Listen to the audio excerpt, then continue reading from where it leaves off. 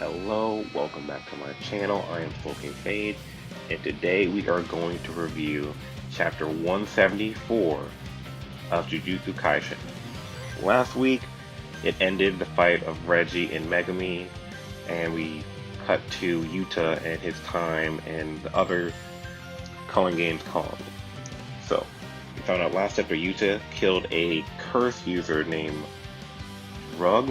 It's Russian, I believe, but he had two cursed Shigamis, and after his death, they are disappearing. So the other two parties, I believe her name is Takako, who can manipulate the sky, and Ryu, who looks like Kuwabara from Yu Yu Hakusho, mixed with Chrollo Lucifer, and he has like the cursed cannon ability. Okay, so we cut to them. They're having some insight into who this Yuta character is, because Yuta has been growing his points in the recent days, and he recently took down a four-way power balance, causing, a power vacuum to take place.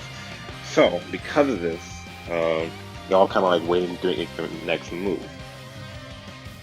But after that, cuts to Yuta trying to help some civilians get out of the barrier, and he's like, guiding them. And he has an interaction with the kid, being really supportive and loving, which is always what I found nice about Yuta, that he always has this compassion towards children. And I think that might be like because of his relationship with Rika, who is child cursed spirit, kind of.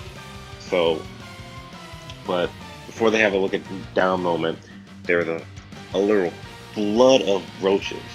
A flood, like not a swarm, a flood of roaches coming toward the group. And Yuta tries to save his kid, but the kid's like eaten inside and out. It's brutal. You should definitely look at that panel. It's extremely brutal. But that's the issue. The cockroaches are not cursed spirits, but cockroaches reinforced with cursed energy. And then jumps in one of the other four powers from last chapter. I believe his name is Kurokushi, and he is like a mantis human hybrid. He has like a mantis head and mantis-like arms, but he like human hands kind of. But he comes into the picture, and it finds out he was hibernating because of drugs and his cursed Shigami, which had him at a disadvantage. So now, after Yuta clears out the cockroaches with his sword, and Rika, who he summons to like drop down a bridge, showing that Yuta has more control over Rika now, and he has better cursed energy control, as cited by Ryu, who says like his cursed energy output is pretty alright, but his overall energy is amazing, which we know from Yuta being a Gojo relative. He has a high amount of cursed energy, extremely high amount, comparable to Gojo himself, but as we know, Gojo can output little as much but get the max output. It's hard to explain. Maybe I'll do a Curse Eyes video on it, but I digress. It cuts to Kurokushi and Yuta. They're kind of exchanging a little bit, the fight for the start, and it ends with Kurokushi taking out this cleaver, which is stated to go to the boundaries of life and death. So we have something to look for next chapter, because this chapter kind of set up the fights that are coming towards. So Yuta's going to fight Kurokushi, and then maybe Takako and Ryu can kind of join in later, kind of jump him. But it's really setting up what Yuta's doing in this colony, which is helping people out and fighting these four big powers and collecting points. Also in this chapter, it is revealed that, the rules that Megumi is going to place is the transfer between colonies and the exit rule. But I believe Yuta's going to add some more rules to this. So we have something to look forward in the future.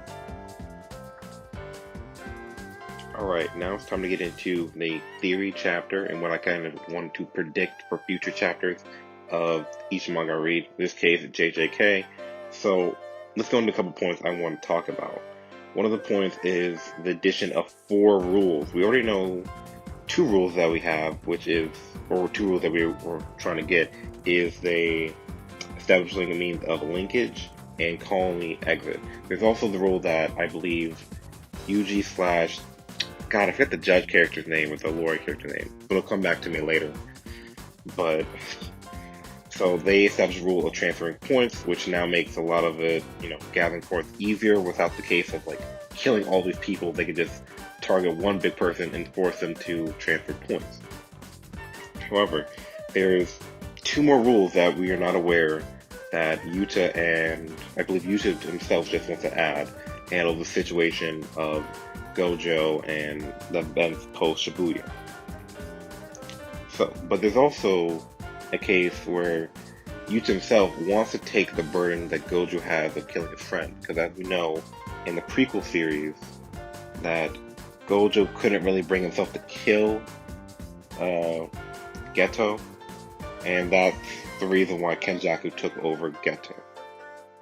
So Yuta's trying to take on this burden, kind of like how Gojo took on Yuta's burden of Rita. So it's really interesting to see how Yuta's so determined that like help Gojo in a way that not everyone else is thinking about.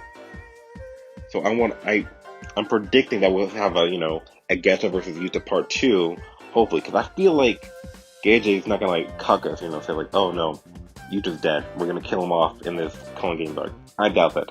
I don't think anyone in this arc could like lay a dent on him. Maybe if they jumped him, but I feel how like the thing this power balance is that no party is gonna come together and jump another party, especially these four main powers, because Kokushi and Yuta are fighting, and while Takako and Ryu are just like observing, I don't believe both those two parties can come together and jump Yuta when he's weaker and after he finishes winning. However, I also want to go on a tangent and talk about the Fester Life Blade, where it's a cursed sword where life and death cross paths. So maybe add some kind of like death manipulation to it, or kind of like life-death exchange. So like it either cuts you and you gain health from it, and the user kind of like loses his life force, kind of. Maybe something like that. Or maybe it's kind of like a necromancer sword where he can like revive like the cursed cockroaches that Yuta kills. So he has like an endless growing army. Because it was mentioned earlier that Kokushi has a unlimited appetite, and the more cockroaches he can produce, or more he eats, the more cockroaches he can produce. So maybe he will, because he has this weakness, he has a sword that will allow him to like keep up his number of cockroaches, so he's not like dwindling in resources and eventually weakens because of this. So my theory about the coming chapters is either you're just gonna have a trouble time, because just like with his balanced energy, Kokushi has a balanced amount of cursed cockroaches to use, and I do believe that none of the other two parties will jump Yuta. However, I believe all his fights will be back-to-back and will severely drain him. And by the time of his last fight, he will be kind of like pushed on the ropes a little bit. Alright, that's what I think is going to happen. Leave a comment on what you guys think is going to happen in the next chapter. I'll get back to you as soon as possible. Peace out.